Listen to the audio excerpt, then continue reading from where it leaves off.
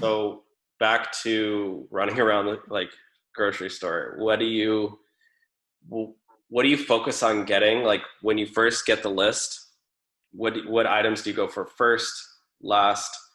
Um, I mean, some problems I face is like not even be able to find items. How do you tackle those issues so you're like not, so you're being time sensitive and time efficient?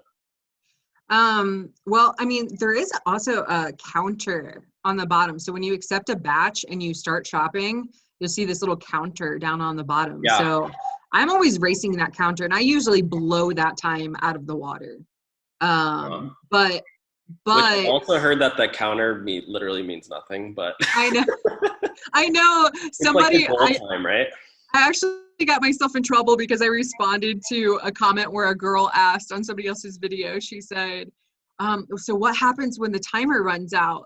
And I responded, it wasn't even on my channel. I responded on someone else's channel, and I said, yeah, a bomb explodes, and then you have to put every single item back that from your order, and then a van pulls up with a bunch of people from Instacart and they throw you in the back of it.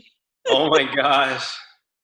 People got so mad at me, but it's like Oh, they didn't think nothing. you were joking? They couldn't tell I you? whatever. I don't know. Internet trolls, but Yeah. I mean, nothing happens. Like, nothing. yeah. Right.